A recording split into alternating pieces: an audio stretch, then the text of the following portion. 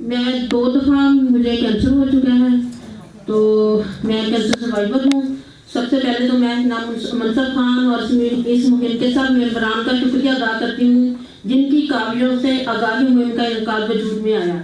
ये एक बहुत अच्छा स्टेप है जो इस हुकूमत ने लिया है। वैसे तो अभी जो जितनी भी होंगी डॉक्टर्स आई हुई हैं वो आप लोगों को बताएंगी कि किस तरह ये इनका अपना डॉक्टर खुद होता है जो अपने जिस्म के अंदर होने वाली तब्दीलियों को महसूस करता है। जैसे किसी बहन को छाती की कोई हल्की सी गिल्टी महसूस हो, फौरन डॉक्टर के पास जाना चाहिए और हर वक्त इलाज मौजूद है। अगर आप इसमें घबराए नहीं, हौसला जमा रखें, इसमें पैनिक होने की ज़रूरत नहीं है। खौफ और कम हिम्मती इस बीमारी को बढ़ा देती है। मैं भी एक कैंसर सर्वाइवर हूँ। मेरा यहाँ आने का मकसद ये है कि अपने दिल से खौफ निकाल फेंके। ये भी आम बीमारियों की तरह एक बीमारी है। हर वक्त इलाज से बहुत सी जानें बचाई जा सकती हैं। तो अच्छे और पॉजिटिव लोगों से रास्ते में रहें, हेल्दी खाएं और जंक फूड से परहेज करें। कहते हैं ना कि जो डर गया वो मर गया, ये बिल्कुल सही बात है। आपने घबराना नहीं, हौसला और हिम्मत से काम लेना है, अपने रब से रास्ते में रहना है, अपने रब को दोस्त बनाएं। और सूरत रहमान तो मेरे लिए बहुत ही अल्लाह ताला की तरफ से नेमत थी और मैंने इसको बहुत सुना और मैं समझती हूँ कि अल्लाह ताला की करम नवाजी से ही मैंने ये सारा कुछ मुझे अल्लाह ताला ने दिया। हमारा खाना पीना और ज़हनी दबाव सबसे बड़ी इसकी कॉज है और नेगेटिविटी जो है इस चीज़ को और ज़्यादा कर देती है कि जो असूल है उनमें आप हेल्दी खाएं, वॉक करें, एक्सरसाइज करें और अपने लिए वक्त निकालें, अच्छे लोगों के साथ बैठें, अच्छा सोचें। अगर खुदा ना खासा ये बीमारी हो जाती है तो परेशान ना हो। बर वक्त इलाज से बहुत मुमकिन है कि आप सेहतयाब हो जाएं। मुख्तलिफ लफ्ज़ों में मैं अपनी स्टोरी, अगर आप लोगों के पास टाइम है तो मैं शेयर करना चाहती हूँ। हाँ जी है। तो एक ही बहन थी मेरी, हमारे लिए बहुत बड़ा हमारी फैमिली के लिए लॉस था। तो फिर जैसे ही मेरा ये ऑपरेट हुआ तो हम लोग तो अपने आराम से घर आ रहे थे, लेकिन मैंने कहा जाते जाते लैब से अपनी ना रिपोर्ट कलेक्ट कर लें। जैसे रिपोर्ट कलेक्ट की तो उसमें कार्सिनोमा सेल जो थे ना वो एक्टिव थे और फिर तो हम लोग परेशान हो गए। बहुत सारे डॉक्टर्स के पास गए तो उन्हें कहा कि ये पहली बायोप्सी तो नेगेटिव थी। उन्होंने कहा कि आपका केस बड़ा मुख्तलिफ है, तो आपका तो ये हिसाब हो गया कि घर में चोर या सांप घुस आया है। आते हुए किसी ने नहीं देखा, लेकिन घर में हर वक्त खौफ है कि ये सोफे से निकल जाए, के पीछे से, बेड से, नीचे से या पर्दों के पीछे से आ जाएगा। तो आप इस तरह करेंगे, आप कीमोथेरेपी कराएं और रेडिएशन कराएं। फिर मैं शौकत खानम गई तो मैं शुक्र अदा करती हूँ डॉक्टर मजहर अली शाह का, जिन्होंने बहुत ही काविशों से मेरा कीमोथेरेपी की और फिर मेरी रेडिएशन हुई। इसी दौरान मेरी बहन की डेथ भी हो गई। तो पता नहीं मैंने उनका स्ट्रेस लिया या क्या हुआ, बहरहाल 14 दिन में नहीं गुजरे थे कि मेरे लिम्फ नोड में दोबारा से वो कैंसर आ गया। तो फिर उसके बाद उन्होंने कहा कि ये आपका कैंसर दिमाग की तरफ जा रहा है, ऊपर वाले लिम्फ नोड हैं। तो फिर मेरा डॉक्टर्स ने एक स्पेशल केस के तौर पे मुझे लिया। तो फिर ये हुआ कि जैसे ही डॉक्टर्स का बोर्ड बैठा, मेरा ऑपरेशन था, मैं हॉस्पिटल में जा चुकी थी।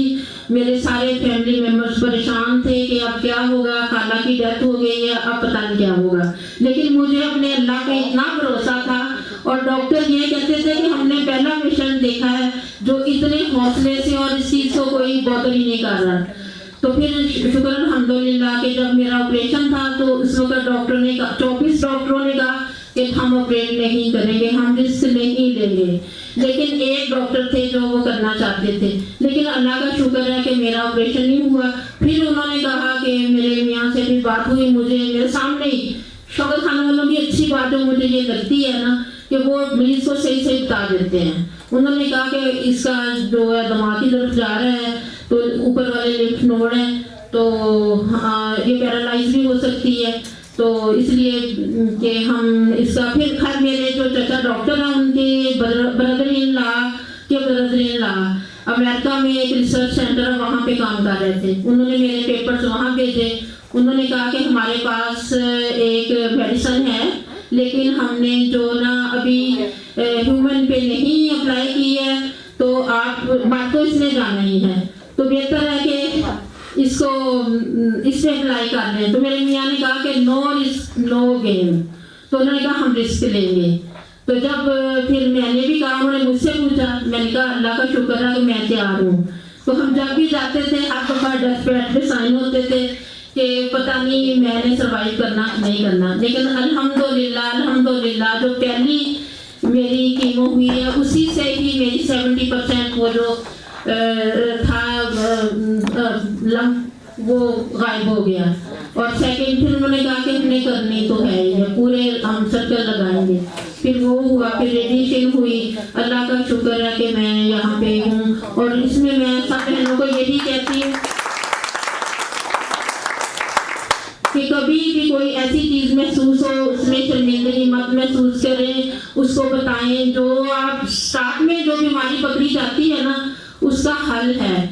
जब लास्ट स्टेज पे चले जाते हैं तो फिर डॉक्टर्स भी कुछ नहीं कर सकते हैं। लेकिन अल्लाह का शुक्र है कि मैं आप लोगों के बीच में हूँ इस वक्त, और मैं इधर रावलपिंडी वुमेन चैम्बर की प्रेसिडेंट भी थी। अब मैं अपने सेक्टर में योगा भी करवाती हूँ, वॉक करती हूँ। मैंने बहुत सारी एक्टिविटीज बना ली हैं अपने मियाँ के साथ, उनके बिजनेस में पार्टनर हूँ, उनके साथ ऑफिस जाती हूँ। और माशाल्लाह मेरे नवासी हैं। अब मेरा पोता पोती आने वाला है, और मैं सारे उससे अल्लाह ताला ने मुझे फारग कर लिया है। और सिर्फ इसमें एक लॉस हुआ कि मेरे बच्चे माशाल्लाह उन्होंने जिस तरह वो स्टडी करना चाहते थे उस तरह वो नहीं कर सके, लेकिन फिर भी वो, एक बेटी मेरी डॉक्टर है, एक इंजीनियर उसने टेक्सटाइल में किया हुआ है, और बेटा मेरा माशाल्लाह अपने उसने बिजनेस पढ़ा हुआ है।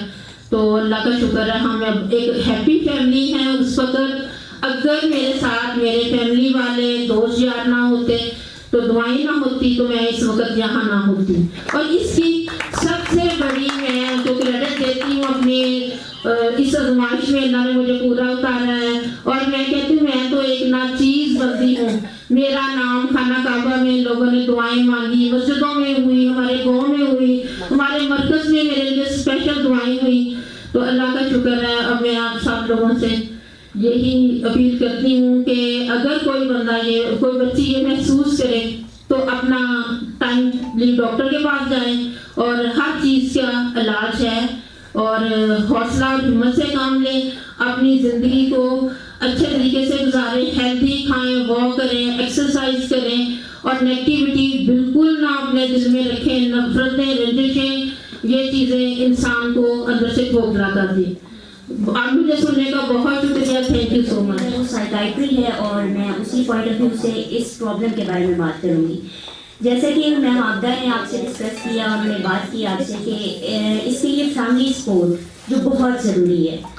तो अगर हम इसकी रेशो देखें कैंसर की, ब्रेस्ट कैंसर की, तो ये 9 में से 1 बंदे को लेडीज़ में से लाजमी होता है, और इसकी 1% है मेल में से चांसेस हैं।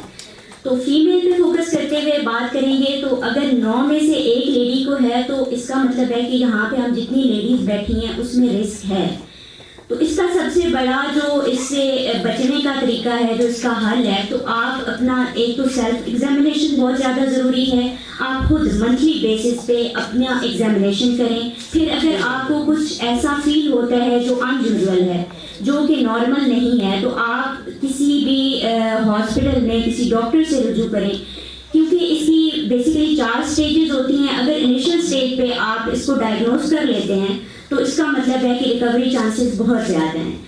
डेथ रेशो अगर इसकी देखी जाए, तो बाकी जो कैंसर हैं उनमें से डेथ रेशो इसकी ज़्यादा है। उसकी सबसे बड़ी वजह यह है कि अवेयरनेस नहीं है।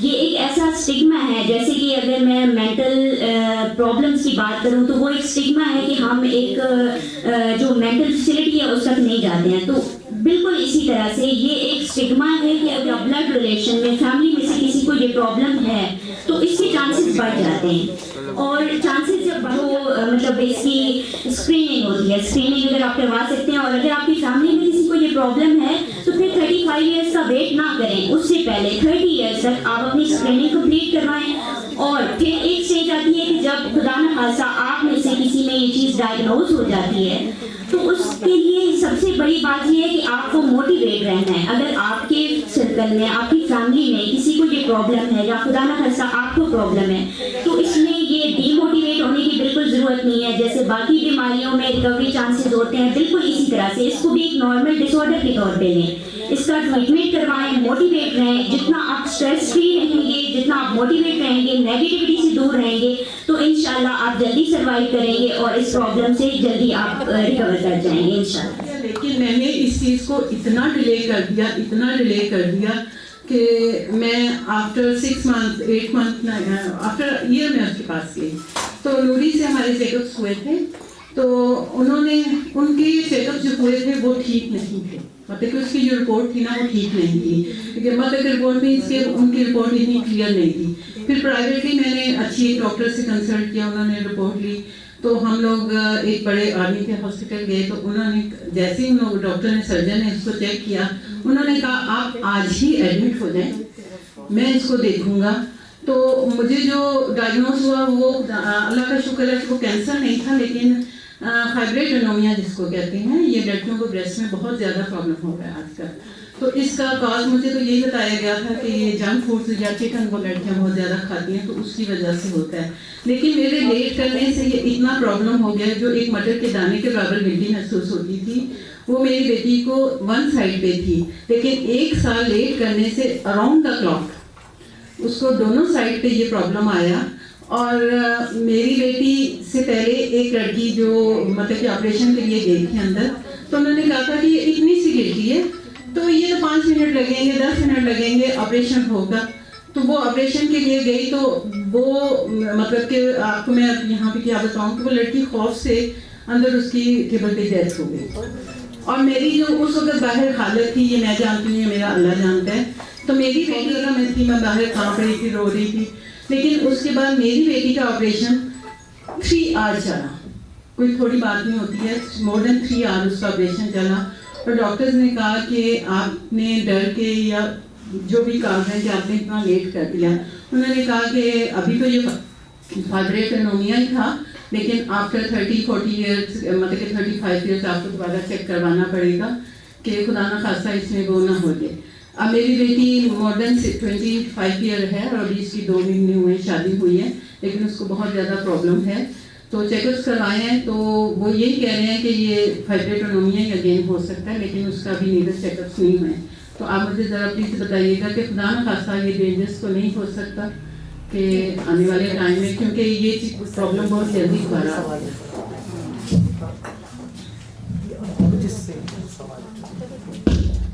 अच्छा, गायनाकोलॉजिस्ट हैं हमारे साथ यहाँ पे, या ऑन्कोलॉजिस्ट यहाँ पे हैं हमारे साथ।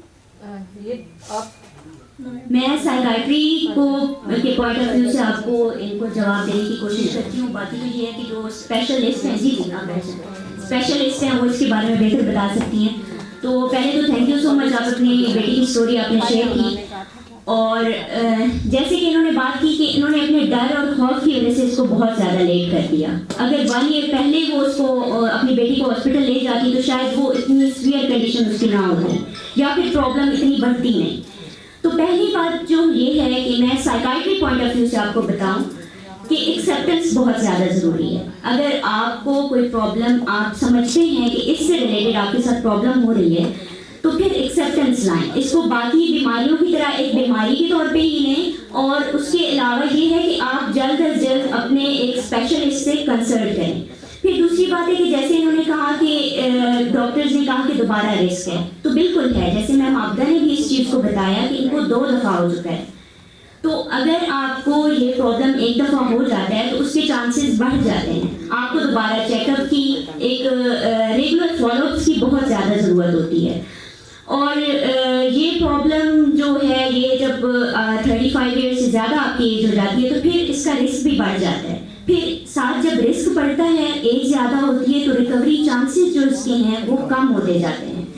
आप सबसे बड़ी रीज़न ये है कि एक तो आप स्ट्रेस में रहते हो, दूसरी बात ये है कि आपका एज फैक्टर जो होता है वो बहुत ज़्यादा इसमें कंट्रीब्यूट करता है। आपका इम्यून सिस्टम वीक हो रहा होता है, आपकी बॉडी फिजिकली आप ज़्यादा वीक हो रहे होते हो, जिसकी वजह से रिकवरी चांसेस आपके कम हो जाते हैं। तो इसका सबसे बेहतर हल ये है कि अल्लाह ना करे अगर आप में से किसी को ये प्रॉब्लम है या फैमिली में से है, तो मेरे ख्याल में जो साइकोलॉजिकल सपोर्ट है वो बहुत ज़्यादा ज़रूरी है, और सिर्फ पेशेंट के लिए नहीं, उसकी फैमिली के लिए। देखिए मदर थी और उन्होंने लेट किया सिर्फ अपने डर और खौफ की वजह से कि खुदा ना खास्ता कोई ऐसी चीज़ डायग्नोस ना हो जाए, तो उस खौफ की वजह से वो लेट करते करते 1 साल जब लेट हुई तो प्रॉब्लम बढ़ चुकी थी।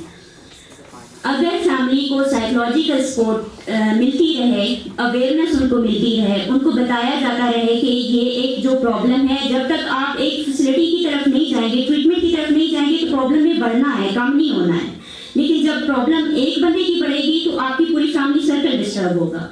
जब फैमिली आपकी डिस्टर्ब होती है तो जाहिर बात है अपने ट्रीटमेंट पे, अपने बाकी जो आपके सोशल जो आपके मैटर्स हैं आप उन पे तवज्जो नहीं दे सकते हो।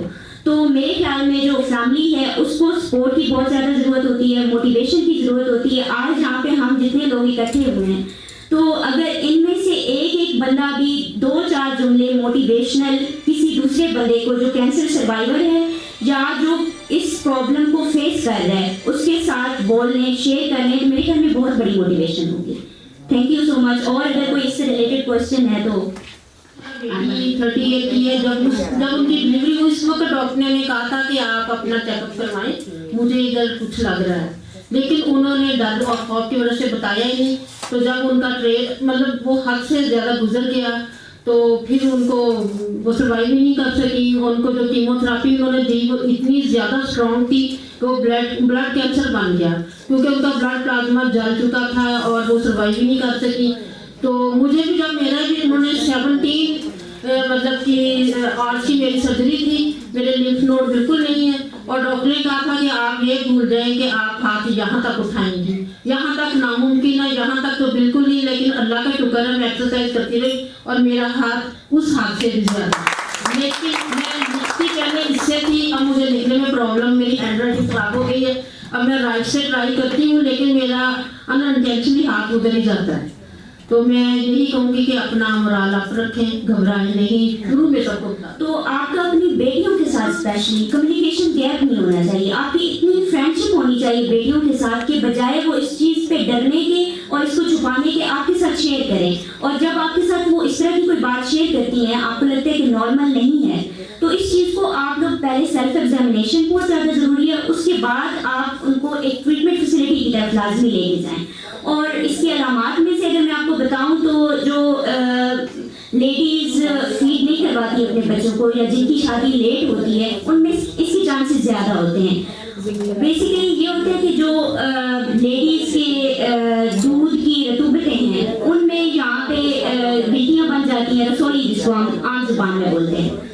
फिर ये रसोली बढ़ते बढ़ते आपकी बगल में मतलब अंडर आर्म तक जा सकती है, फिर ये किसी भी एरिया में जा सकती है, फॉर एग्जाम्पल ये जिगर तक जा सकती है, और जिस ये पार्ट में जाती है वो पार्ट आपका काम के काबिल नहीं रहता, जिगर डैमेज हो सकता है। फिर अगर आपके ब्रेन की तरफ जाती है तो आपका ब्रेन, आपका न्यूरॉन सिस्टम जो है वो डैमेज हो जाता है। फिर इसका ये है कि आप 4 स्टेजेस में से अर्ली स्टेज में अगर ये डायग्नोज करेंगे तो रिकवरी चांसेस आपके जो अगर मिनिमम भी मैं कहूँ तो 90% होते हैं। फिर जैसे जैसे बढ़ता जाता है तो जाहिर बात है रिकवरी चांसेस जो आपके कम होते जाते हैं, लेकिन ये नहीं है कि बिल्कुल ये क्योरेबल नहीं है, इसको आप ट्रीट कर सकते हैं। लेकिन सबसे ज़्यादा ज़रूरी जो चीज़ है वो यही है कि अर्ली स्टेज पे में डायग्नोस हो जाए तो वो पेशेंट के लिए भी बहुत बेहतर है और इलाज के जो चांसेस हैं वो बढ़ जाते हैं। क्योंकि बेसिकली मेरे पास साइकाइट्रिक पेशेंट्स होते हैं, इन पेशेंट फैसिलिटी है मेरे पास, तो मैं अपने उन पेशेंट्स के लिए ये सेशन एक कंडक्ट कर चुकी हूँ लास्ट वीक, और मेरे ख्याल में ये बहुत ज़्यादा ज़रूरी है कि इस पर बोला जाए। लाजमी नहीं है कि आप इसी फील्ड के स्पेशलिस्ट हैं, अब मेरी फील्ड साइकाइट्री है, ये बिल्कुल डिफरेंट फील्ड है, लेकिन मेरे ख्याल में हर लेडी को ये कॉमन प्रॉब्लम है, ये हम हर औरत का प्रॉब्लम है। अगर हम में से कोई भी बंदा आके उठ के यहाँ पे बोलता है तो वो अवेयरनेस से रिलेटेड बोलेगा। और सबसे बड़ी बात है कि अगर आप बोल रहे होते हो तो आपके सामने जो लोग बैठे होते हैं उनमें कॉन्फिडेंस आता है, वो इस चीज़ को डिस्कस करते हैं। हो सकता है कि यहाँ पे जैसे मैम आपदा ने अपनी स्टोरी शेयर की तो बहुत सारे ऐसे लोग लेके बैठे होंगे कि काश मैं भी इस पे बोल लेती, या मैं भी बोलूं, या किसी से शेयर करूं, तो हो सकता है कि यहाँ पे कुछ लोग एक दूसरे से शेयर कर लें और प्रॉब्लम सॉल्व हो जाए। जैसे कि आपने, नाम क्या है आपका? रक्षंदा मैम ने जैसे अपनी बेटी की, ये बहुत बड़ी करेज की बात है। आपको बहुत ज़्यादा यहाँ पे एक हौसले की ज़रूरत होती है कि आप अपनी फैमिली के किसी बंदे की या अपनी स्टोरी लोगों के सामने जाके बयान कर रहे हो, शेयर कर रहे हो, तो मेरे ख्याल में इससे दूसरे लोग बहुत मोटिवेट होते हैं और साइकोलॉजिकल सपोर्ट मिलती है, जो मेरे ख्याल में शायद साइकाइट्री के बेसिस पे मैं कहूँ कि बहुत ज़्यादा इम्पोर्टेंट है। बिल्कुल है। आप में से किसी के साथ ये प्रॉब्लम है या फैमिली के साथ है, तो उसको आप किसी कुछ सेशंस उसके कंडक्ट करवाएं। जैसे कि मैम रक्षंदा ने बात की, उन्होंने कहा कि मैं हिम्मत नहीं बना पा रही थी, तो अगर आप किसी मामले में कंफ्यूज होते हैं, आपको हिम्मत नहीं आ रही स्पेशली इस मामले में, तो आप इस सिलसिले में किसी ऐसे साइकाइट्रिस्ट, साइकोलॉजिस्ट से कंसल्ट कर सकते हो, ताकि वो आपको मोटिवेट करे, आपको एक राइट वे बताए कि आपने किस साइड पे जाना है। आप मैम कुछ बोल रही थी, स्पेसिफिकली बात कर रहे हो, आप किसी भी क्रॉनिक डिजीज के लोगों से बात कर रहे हो तो मोटिवेट होते हैं कि अगर ये बंदा ठीक हो सकता है तो हम भी ठीक हो सकते हैं। और यहाँ पे मैं आपको इनवाइट करूँगी अपने हॉस्पिटल में कि वहाँ पे आएँ, हमारे साथ टाइम स्पेंड करें, मेरे पेशेंट्स को लेक्चर दें, उनको अपनी स्टोरी सुनाएं ताकि वो भी मोटिवेट हों, क्योंकि साइकाइट्रिक इलनेसेस जो होती हैं वो भी क्रॉनिक डिजीज होती हैं जो कि क्योरेबल नहीं होती, मैनेजेबल होती हैं, और कुछ ऐसे पेशेंट्स होते हैं जो हमारे पास सालों से होते हैं, उनको मोटिवेशन की बहुत ज़रूरत होती है। Thank you so much. Commerce को कि ये हमारे सामने बिल्डिंग्स बनी हुई हैं, और असलम मिर्जा साहब को यकीनन आप जानती होंगी, MOU जब आपका साइन हुआ था तो आज मेरे से इत्तेफाक से बात हुई तो उन्होंने कहा कि जी अच्छा वहीं जा रही हो, बहुत फंक्शंस यहाँ अटेंड किए, खैर नहीं हो, और कुछ चेहरे जाने पहचाने भी हैं, ये मेरी बेटी है पुरानी साथी यहाँ पीछे। मुझे यहाँ जो बुलाया गया, आई तो मैं बड़ी थी कि मैं जाऊँगी, लेकिन यहाँ आकर जिसे कहते हैं ना मेरा ज़ीरो मोराल हो गया, क्योंकि मैं इससे खुद भी इस तरह अफेक्ट हुई कि जैसे मेरा सबसे छोटा बेटा जब पैदा हुआ तो मुझे भी बहावलपुर, मेरे हस्बैंड जिनके आर्मी में थे, पोस्टिंग हुई भी थी, तो रफ़ी कमर का हॉस्पिटल है बहावलपुर, बहुत नामी तरह में। जब मुझे ग्लैंड फील हुआ राइट साइड पे तो मैंने अपनी मदर से जिक्र किया, और वही रोना धोना और वो सारा, तो मुझे कहने लगी कि आप तुम जाके चेक करो। मैंने कहा ये तो मैं करा नहीं सकती, तो फिर बल्कि उन्होंने यहाँ तक मुझे कहा कि ये ज़ाहिर सेंसिटिव जगह है, तो आखिरत में अल्लाह ताला को मैं जवाब दे दूँगी कि मैंने अपनी बेटी को इजाज़त दी थी इस चेकअप की, मतलब हमें ऐसी शाइनेस है कि हम नहीं जा पाते। खैर अल्हम्दुलिल्लाह मेरा पढ़ाइयों से और वालदा ज़िंदा थी तो दुआओं से मैंने रिकवर किया, खुद ही गायब होगी। डॉक्टर हमदानी मुझे उन्होंने ऑपरेशन टेबल पे लिटाया, और तब मेरा उन सूते वो मुझे याद नहीं है, मैं पढ़ती थी तो जब 40 डेज़ हो गए थे और जब वो निशान मार्क लगाने लगे तो वो मेरा ग्लैंड वहाँ से गायब था, जबकि उन्होंने मुझे 5 दिन पहले देख दी तो तब अच्छा बना, इतना बड़ा ग्लैंड था। खैर एनीवेज ये मुआवजा था, अल्हम्दुलिल्लाह मुझे अल्लाह ने आराम दिया। अब मैं बात अपनी बहन की करूँगी, उनकी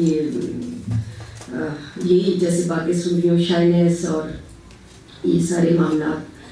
कुछ अर्सा पहले उनके यहीं पे ड्रेस में पिंक कलर के बिल्कुल ऐसे पिंक शेड का सराउंडिंग में स्किन चेंज होनी शुरू हुई, और मुझे एक दिन उन्होंने कहा कि मेरा ये है, और मैंने कहा तो मुझे दिखाओ। जब दिखाया तो एक साइड पे था, फिर करते करते सेकंड साइड पे हो गया। वही कि आजकल वही बात, हम मानते तो है नहीं है ना किसी की बात, करा लेंगे। सबसे पहले अपनी पर्सनल लाइफ आपकी जो है ना वो बैड पे कहीं होती है, बाकी हम सारी दुनिया के काम कर लेते हैं। खैर एनीवेज शौकत खानम हम गए, इतना इम्प्रेसिव ट्रीटमेंट हुआ, इतना इम्प्रेसिव ट्रीटमेंट हुआ कि मैं ये नहीं कि PTI की और मैं ये कहूँगी। और आप यकीन करें जो फर्स्ट टेस्ट थे उनके कुछ हज़ार काफ़ी थाउजेंड्स उन्होंने जमा किए। जब वो डॉक्टर ने देखा तो उसने कहा कि ये इससे मैच नहीं है, तो आप जाएं फाइनेंस डिपार्टमेंट में और आप जाकर वो सारे पैसे रिफंड करवाएं। मेरी 1500 फीस है, जो 1000 आपने लिए कराए हैं फाइनेंस डिपार्टमेंट में, वो आप वापस लें। खैर वो सारा भी प्रोसेस, उसकी ईमानदारी की क्या ही बात है। और मेरी बहन की जब एक ब्रेस्ट रिमूव हुई तो जिस वो VIP रूम में थी, तो जो 7 बेड पे थी वो फ्री ऑफ कॉस्ट थी। उनसे वो भक्खर की थी और उनसे उन्होंने एक सिंगल पेनी भी नहीं ली, इतना वहाँ पर। और वही कोऑर्डिनेटर्स आते थे, वही स्टाफ आता था जो मेरी बहन को पूछने आता था। उस रूम में हम वो 2 थे।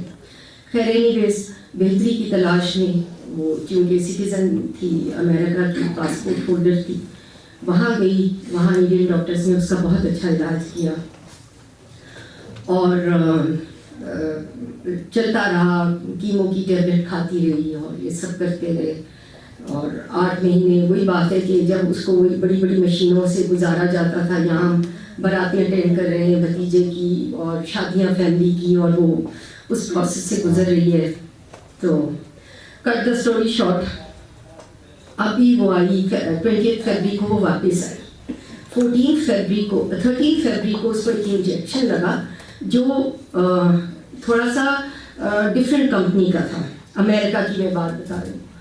तो शायद उसकी बॉडी ने एक्सेप्ट नहीं किया, तो 14 को उसको इमरजेंसी में लेकर गए और उधर सारे उसके ट्रीटमेंट सारा सब हुआ।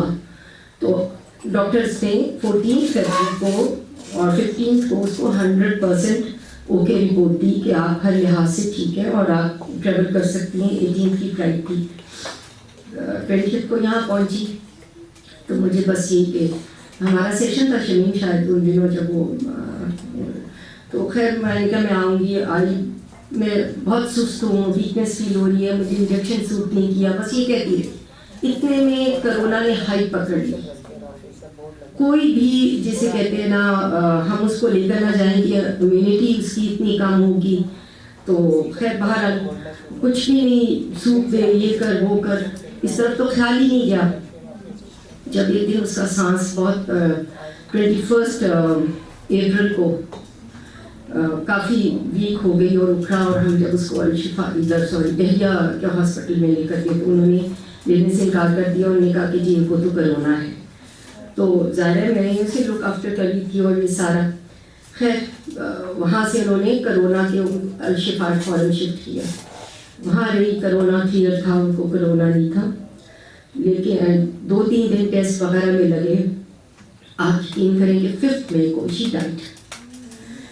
4th स्टेज पे था, कुछ पता नहीं, इतना एग्रेसिवली कि डॉक्टर्स खुद परेशान हो गए। अमेरिका पेपर्स दिखाएं, अमेरिका बात करें, वो कहें कि हमारे को सारे ये ठीक है। लेकिन वही बात आती है कि वो मेरे से ज़्यादा हिम्मत वाली थी। जब हम कहीं बाहर जाते थे तो वो अपना ऐसे तैयार होती थी जैसे ये उसकी ज़िंदगी का आखिरी। इतनी ज्वेलरी, इतना नाइसली ड्रेसअप होना, मॉरली वो इतनी स्ट्रॉन्ग थी कि जब वो ये सब कर रही होती थी, हंस बोल रही होती थी और मेरी आंखों में आंसू होते थे और मुझे पता होता था कि देखो ये इतनी बड़ी बीमारी में है, लेकिन उसने अपनी बीमारी को अपने पर हावी नहीं किया। उसने बहुत हिम्मत की और जिसे कहते हैं इवन जिस दिन उसकी डेथ हुई, 11 दूसरा अशरा था इस रमज़ान का। तो अब डॉक्टर्स ने कहा इन्हें ऐसे पड़े रहने दीजिए, कुछ मत करें क्योंकि इनका कोई ट्रीटमेंट नहीं है। तो मैं आप सबसे ये कहूँगी कि हमें अपना आप जो है सबसे पहले देखना चाहिए, उन चीज़ों का ख्याल करना चाहिए जो हमें इस चीज़ से मतलब बचा सकते हैं। डाइट हमें अच्छी रखनी चाहिए। गोल्ड इसको अपनी तरफ बहुत खींचता है। जब भी वो पहनती थी मैंने कहा तो मैं फिर पहन ली है और तो उतारो अभी मेरे सामने। लहसुन भागता है कैंसर से बहुत दूर। लहसुन बहुत जिसे कहते हैं इसके लिए अच्छा अगर आप अपना इंटेक रखें। और ऐसी बहुत सी ऐसी डाइट है हमें फ़ौरन अपनी बच्चों को, बेटियों, बहुओं को और जो है इसमें करना चाहिए। और अपना आप भी जो है हमें मेमोग्राम कराते रहना चाहिए। मैंने अपनी बहुत बेस्ट फ्रेंड, बहुत प्यारी बहन खो दी और बस ये सब बातें करने की हैं, ये सब बातें आपस में डिस्कस करने की हैं। इसका मकसद यही है कि हम में से बहुत से लोग जो इस चीज़ के ऊपर बात करना नहीं पसंद करते या टैबू बना लिया है या हम डरते हैं, So we need to talk about this. हमें ये अवेयरनेस देनी है, being women, हम सारे यहाँ पे औरतें, I think we all are strong ladies here. तो हमने ये आज के सेशन के बाद आप में से जो औरत भी उठे तो वो अपने इर्द गिर्द ये अवेयरनेस ज़रूर स्प्रेड करें कि we need to talk about this thing. Examination, breast examination is mandatory for everyone. अब मैं हमारे पास कुछ हेल्थ कंसल्टेंट्स भी हैं, so I request you to please come. Dr. Shazia Farooq, please come and share your views about it. और घर में देख लेते हैं, बहुत सारी बातें होती हैं। 2 सेशन हमने ऐसे सुने कि जिसमें पेशेंट की डेथ हो गई, लेकिन कोई कंसल्ट हमें अच्छे तरीके से नहीं मिल रहा था और इतने अच्छे ट्रीटमेंट के बावजूद वो हमारे हाथ से चले गए हैं। ठीक है, अब अगर हम बातें ये डिस्कस करें और पेशेंट थोड़ा सा दूसरे लोगों से अगर हम काउंसलिंग करते हैं तो एक तो उनके अंदर खौफ पैदा हो जाता है कि भाई इतना ट्रीटमेंट अमेरिका तक जाके भी हमें कोई हासिल नहीं हुआ और हम फिर भी हमारा बंदा हाथ से चला गया, नहीं जाएंगे, दम करवाएंगे, कुछ घरेलू टोटके करेंगे, मसाज लेंगे, सारी हालात से आपस में काउंसलिंग करेंगे। लेकिन अभी हमारी गवर्नमेंट ने, हमारे मुआशरे ने, हमारी डॉक्टर्स ने बहुत अच्छा, बहुत ज़बरदस्त काउंसलिंग लेवल के ऊपर बहुत सारे प्लेटफॉर्म बना दिए गए हैं, जिनमें एक मैं ग्रीन स्टार प्रोवाइडर हूँ, जिसमें एक हमारा ग्रीन स्टार भी है। ठीक है, हमारे हर ग्रीन स्टार प्रोवाइडर के हर क्लिनिक्स पे, हर इदारे में, हर गली में, हर जगह पे बहुत अच्छे पोस्टर मेंशन कर दिए गए हैं कि काउंसलिंग भी हमने करनी है, डिस्कशन भी हमने करनी है, खौफ भी हमने निकालना है। आज की सिर्फ थोड़ी सी मेरी स्पीच में सिर्फ एक एडवाइस दूंगी, कुछ बताऊंगी। मेरे पास 12 साल पहले एक पेशेंट आई थी, माइनर सा, बहुत छोटा सा, ब्रेस्ट में एक गिल्टी थी छोटी सी, और जैसे वो आई है कहती है मैम ये मुझे ब्रेस्ट में गिल्टी है, ये लाइट सी पेन कर रही है। पेन तब करते जब मैं उसको टच ला, ठीक है ना, मुझे हेडेक है, कुछ भी इश्यूज नहीं आ रही, लेकिन जब मैं टच कर लेती हूँ तो मुझे उसको पेन होता है। मैंने कहा देखो बेटा, एक तो मुझे बताओ आप मदर फीडिंग हो, लैक्टेटेड मदर हो, बच्चे को दूध पिला रही हैं, हार्डली एज 18 to 19। कहती जी मैं तो बच्चे को दूध पिलाती हूँ, लेकिन मैं ड्यूटी कर रही हूँ सुबह 9 से शाम 5 बजे तक, और उसके बाद घर जाके बच्चे को दूध पिलाती हूँ। तो मेरी मामा ने कहा कि ये वो जो गिल्टी है वो दूध वाली गिल्टी है, दूध रुका हुआ है, आप ब्रेस्ट पंप से इसको निकाल दो और फिर इसको फ्रेश मिल्क दे दें। अब जनाब वो तो ये कर रही थी, लेकिन बहुत टाइम हो गया था इस बात को, उसका एक ब्रेस्ट साइज छोटा और एक बहुत बड़ा था, वो वाला जिसमें छोटी सी गिल्टी थी।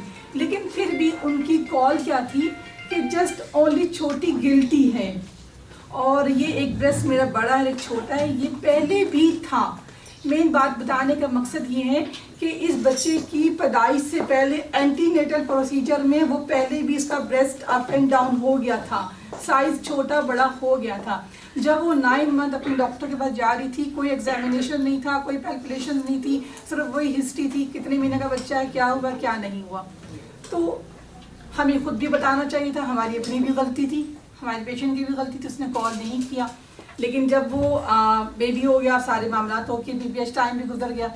अब यहाँ पे मैंने कहा देखो कि थोड़ा सा क्रिटिकल इशू है, तो मैं फिर वही पेन किलर आपको लिख कर दे दूँगी, या एंटीबायोटिक कोई मॉक्सिल या वाइलोसेफ कैप्सूल दे दूँगी, स्वेलिंग को ख़त्म करने के लिए कोई भी एंटीसेप्टिक टेंडन DS हम प्रोवाइड कर देंगे, नहीं।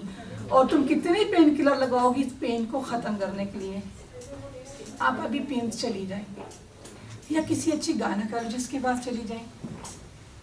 डर रही थी, हाँ ये डॉक्टर साहबा वो तो चेक करेंगी, वो तो खोल के देखेंगी, मैं तो लेडीज ही होंगी ना। और एक कॉन्सेप्ट माइंड से निकाल दो, मेल है या फीमेल है, इज डॉक्टर, ओनली डॉक्टर। उसकी नज़र में जो पेशेंट सामने बेड पे लेटा हुआ है वो कौन है, वो क्या है, वो कुछ नहीं जानता, उसके पर सिर्फ एक पेशेंट है।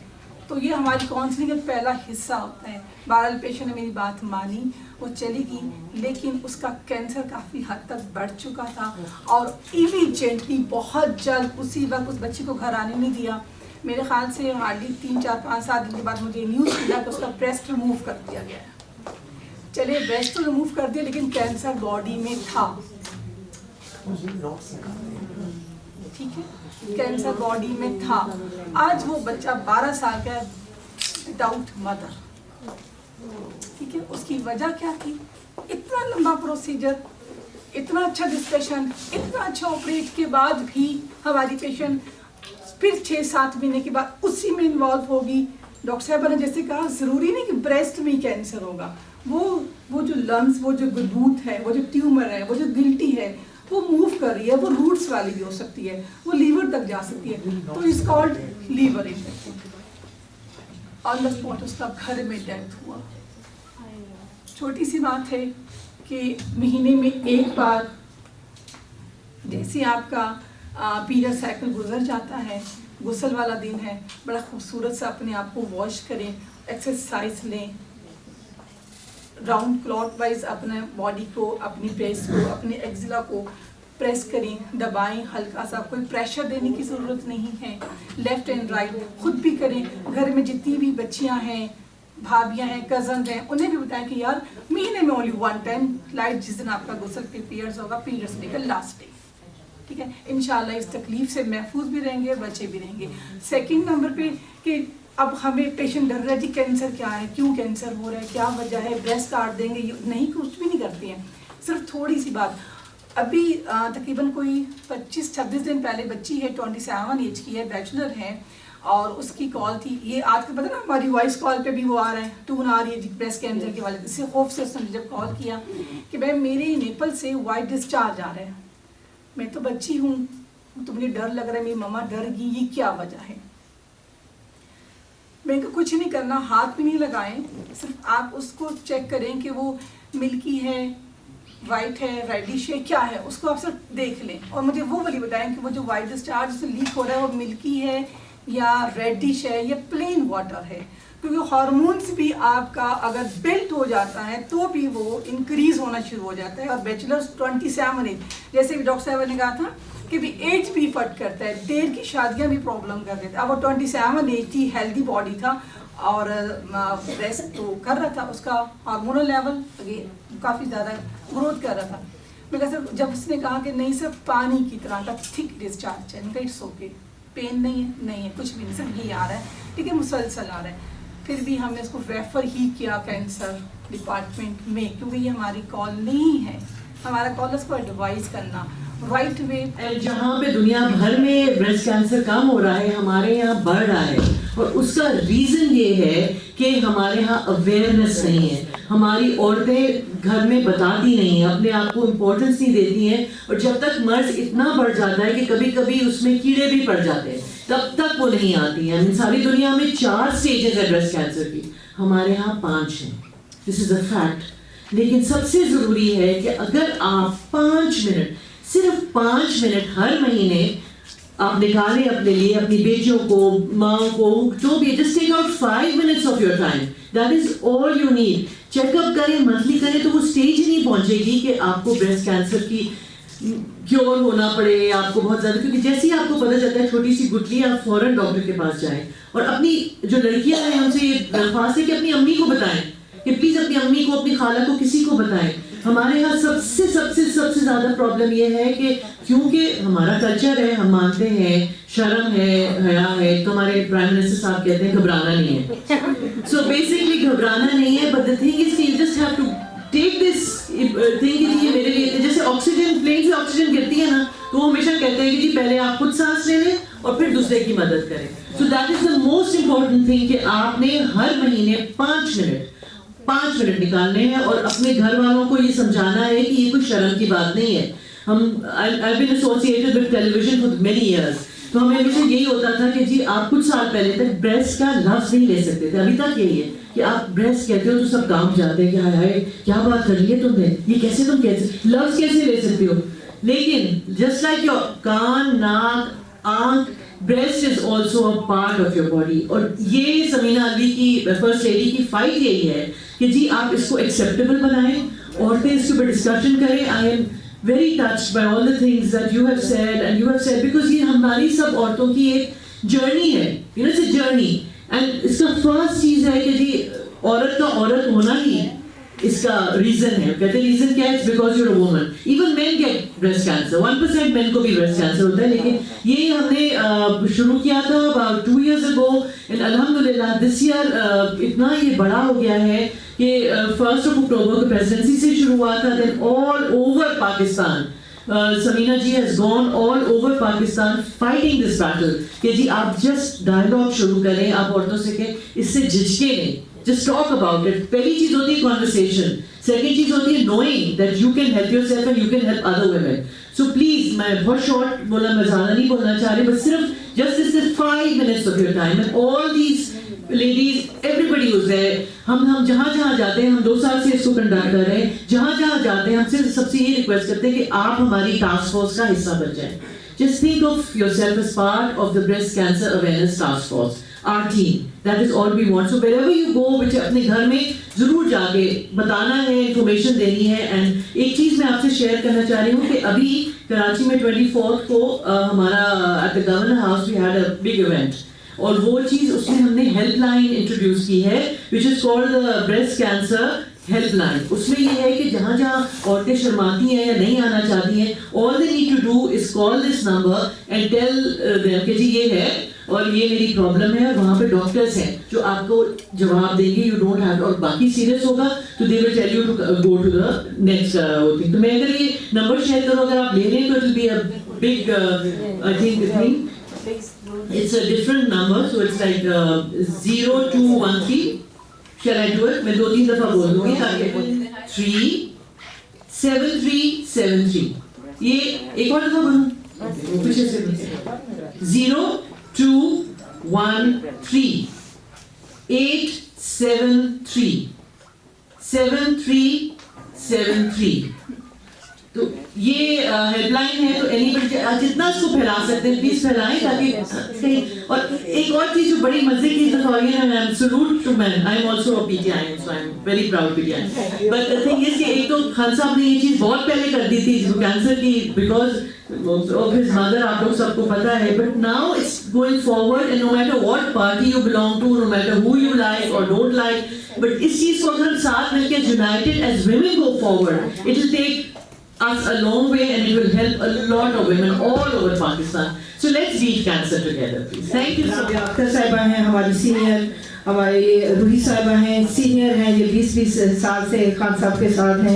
हमारी 26 साल से, हमारी नसीम तारिक साहबा 26 साल से हैं। ये पहले कैंसर हॉस्पिटल के भी जो है उसके मुहिम में साथ थी, और रूही साहिबा भी, और राबिया अख्तर साहिबा, राबिया बसरी हैं जिस सामने बैठी हुई है, हमारी प्रेसिडेंट है रावलपिंडी की, और हमारी सबरीना आपको जो अपनी स्टोरी सुना के जा चुकी हैं, एमपीए साहिबा, ये पंजाब से एमपी हैं हम तीनों।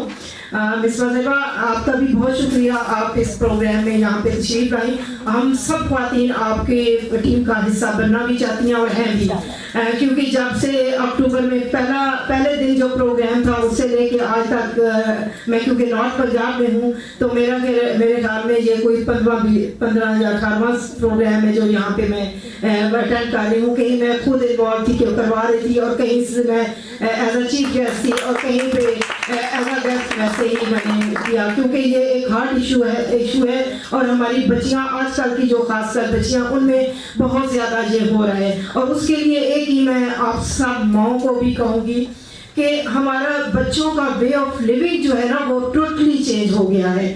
हम नेचर के करीब नहीं रहे हैं, हम बिल्कुल नेचर के ऑपोजिट चले गए हैं। हमारा खाना पीना सोना जागना हमने बिल्कुल अपनी ज़िंदगी को तबाह कर दिया है। तो ये जो हम माएँ यहाँ पे बैठी हुई हैं, हमें पहले अपने बच्चों की तरबियत करनी है कि खुदा के लिए आप एक अपनी खुराक भी नेचर के करीब ले आएँ और अपना लिविंग स्टाइल भी नेचर के करीब लेके आएँ, क्योंकि जो सबसे बड़ी वजह ही यही है कि बेवक्त खाना और बेवक्त सोना, और हम हर वक्त हमारे गैजेट्स के नज़दीक हैं, हम कहीं हम कंप्यूटर में बैठे हैं या फ़ोन है, या हमारे बहुत ज़्यादा टाइम इन गैजेट्स पे गुजर रहा है। तो बीमारियाँ भी इतनी ही इसी वजह से ये रेजेस होती हैं जो आपके इफेक्ट कर रही हैं, कहीं ना कहीं आपके ब्रेन को, आँखों को कहीं ना कहीं ये आपको इफेक्ट कर रहे होते हैं। तो टीवी ज़्यादा टाइम जब जिस कमरे में टीवी भी चल रहा होता है वहाँ भी एवरेजेस जो है वो आपको इफेक्ट कर रही होती हैं और कैंसर इनसे ही ज़्यादा जो है आपका हो रहा है। तो वो जितना भी हो सके अवेयरनेस अपने और औलादों को दें आगे, उनकी औलादें अब तो हम उस एज में आ गए हैं कि आगे भी हमारी जनरेशन माशाल्लाह मैं तो नवाज़ों और पोतों वाली है, इसलिए मैं वो भी बताना चाहूँगी। फिर हिना साहिबा का बहुत शुक्रिया। मैं रावलपिंडी चैम्बर के बारे में भी आप क्योंकि PTI वाले जो यहाँ पे बैठे हुए हैं उन्हें बताना चाहूँगी कि वुमेन चैम्बर जो रावलपिंडी का है ये 3 साल पहले हमारा रजिस्टर हुआ और जिस तरह से माशाल्लाह ये पूरी जो टीम है हिना की और नीलम की और अमरीन है, ये सारी टीम, इन्होंने जिस तरह से इस चैम्बर को इतने कम टाइम में ख्वातीन को इन्वॉल्व किया और जिस तरह वुमेन एम्पावरमेंट पे ये काम कर रहे हैं, मैं रियली इम्प्रेस हुई हूँ। इसी वजह से मैं इनको अब ज़्यादा टाइम दे रही हूँ कि जहाँ पे टैलेंट हो उसको मज़ीद टैलेंट को आगे लेके आना चाहिए। और मुझे क्योंकि मेरा पैशन है, मैं पिछले 20 साल से वुमेन एम्पावरमेंट पे ही काम कर रही हूँ, तो जहाँ पे भी क्योंकि इस्लामाबाद चैम्बर की भी एक्स प्रेसिडेंट भी रह चुकी है, इस वक्त फेडरेशन की भी मैं मेंबर हूँ, तो मेरा क्योंकि पूरे पाकिस्तान की कम्युनिटी से भी इस वक्त अलग है और इस्लामाबाद से भी है और रावलपिंडी चैम्बर, तो मैं क्योंकि इनसे इम्प्रेस हो गए, मैं इनके साथ जुड़ गई हूँ कि मैं भी इनका हिस्सा हूँ। मैं ज़बरदस्ती बनी हूँ, इन्होंने बनाया नहीं है, मैं ज़बरदस्ती बनी।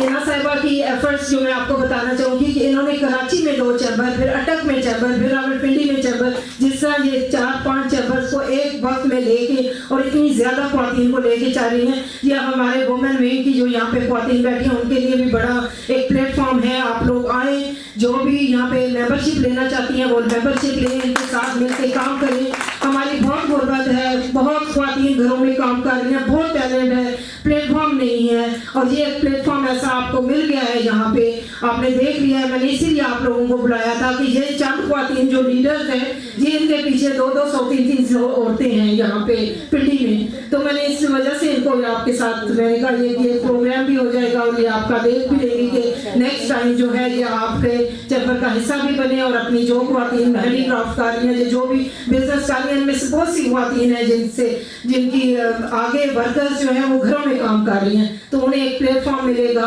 वो रजिस्टर्ड होंगी और आगे आप उनको लेके चलोगे।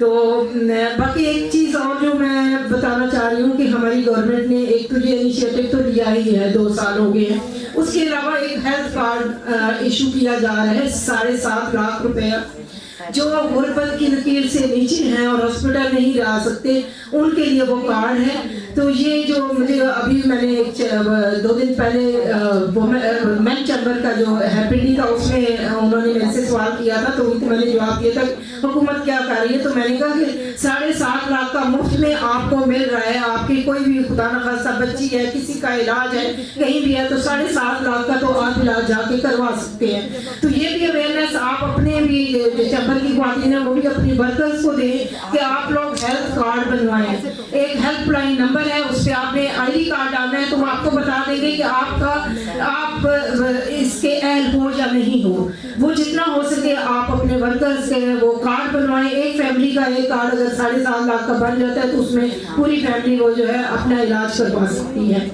तो मैं एक दफ़ा फिर अपने सारे नीलोफर, आपका भी शुक्रिया। नीलोफर मलिक साहिबा हमारी यहाँ पे बैठी हैं, ये हमारी रीजन की इंफॉर्मेशन सेक्रेटरी हैं।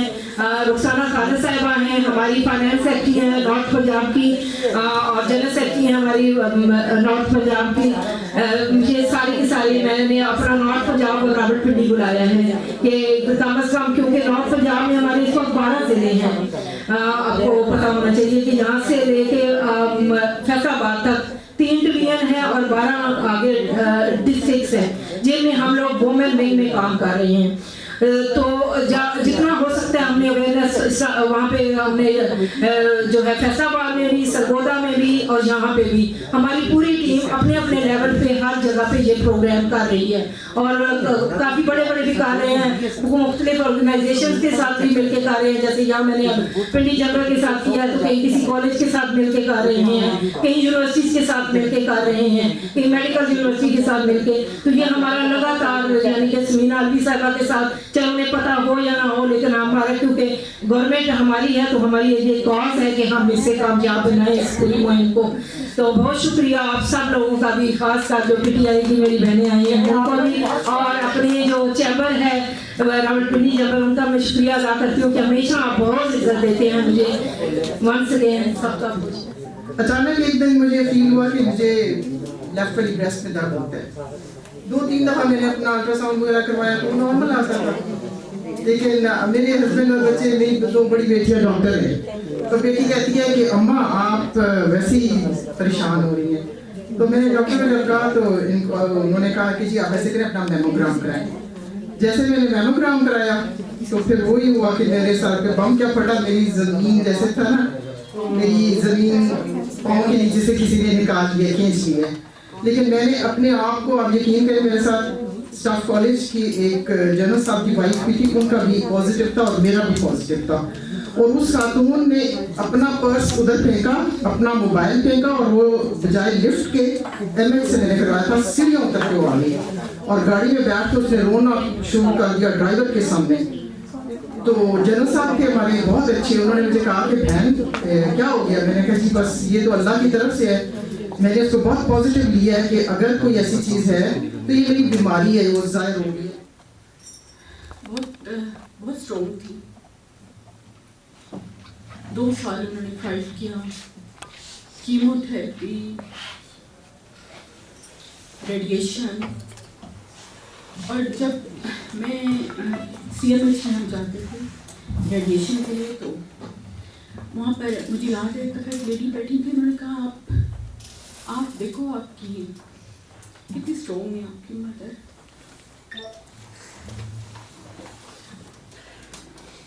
बहुत मुश्किल होता है ऐसे टाइम पर अवेयरनेस। जैसे अभी डॉक्टर साहिबा ने भी बताया कि हमें किसी को, मेरी मदर को पता भी नहीं था। उनकी फ्रेंड ने कहा मुझे ब्रेस्ट कैंसर हो गया। उन्होंने कहा अच्छा ये क्या होता है। उन्होंने कहा वो इस तरह मुझे गिरती। तो मुझे याद है इस्लामाबाद में हम थे, तो मैंने कहा मुझे भी लगता है। क्योंकि हमने कहा अम्मी आप क्या वहन करती। उन्होंने कहा नहीं।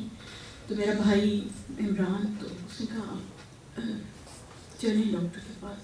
हम उन्हें डॉक्टर के पास लेके गए, तो वहाँ पर पता चला कि वो जो एक नॉन मैग्नेट उनकी जो थी कैंसर, उसी टाइम हमने उनका ऑपरेट करवाया। बदकिस्मती हमारी ये थी कि अच्छे डॉक्टर्स मिलना भी इस्लामाबाद में। जो डॉक्टर थी उन्होंने उनका अली मेडिकल में जिस वक्त ऑपरेट किया, तो उसे समझ ही नहीं आया कि वो जब उसने ओपन की इस तरह लेफ्ट ब्रेस्ट, तो वो इतना फैल चुका था कि उसे समझ नहीं आया।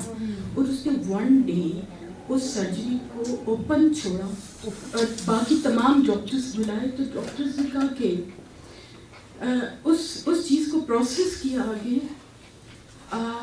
उनका इलाज हुआ, लेकिन वो उनके पूरी बॉडी में फैल चुका था। क्योंकि इस तो 1 डे, क्योंकि अगर आपका कैंसर आपने रिमूव कराया और आपने उसे खुला छोड़ दिया तो वो आपको बहुत तेज़ी से फैलता है। उनका ट्रीटमेंट हुआ, उनकी रेडिएशन में समझती हूँ कि इतना तकलीफ दे अमल था। ये अमल ही बहुत तकलीफ दे, क्योंकि उसे पता है जिसके जो सामने देखता है, तो हम वो फिर भी इतनी कुछ सुकून होती थी, हम साथ जाते थे। लेकिन एक प्रोसेस है, ये जो चीज़ है ये लोगों को नहीं पता, और ये अवेयरनेस हमारे लिए इतनी ज़रूरी है। जैसे उन्होंने कहा कि अगर आपको स्टार्टिंग पीरियड्स 7 डेज़ आप अपना खुद चेकअप करें। और ये जैसे अभी आपने कहा कि जिन लोगों को अवेयरनेस नहीं, हम अपने घर वालों को तो बताएं, हम अपनी मेट्स को बताएं, हम जिन सर्कल्स में उन लोगों को बताएं जिन्हें पता चले। बहुत मुश्किल प्रोसेस है जो लोग सरवाइव करें। ख़वातीन असल में पाकिस्तान हो या कहीं भी लोग घबराते हैं कि एक डर जो है, मैं हमेशा हर अपनी वो एंटरप्रेन्योर से कहती हूँ कि आपकी सक्सेस में, कामयाबी और नाकामी में एक लाइन है, उसे डर कहती हूँ। इसको निकाल दें, जो होना है अल्लाह जानता है। और मैं समझती हूँ कि उन्होंने ऐसे फाइट की थी। इस लास्ट उनकी कीमोथेरेपी के बाद मेडिसिन भी आई और अचानक एक दिन वो हमारे पास से चली गई।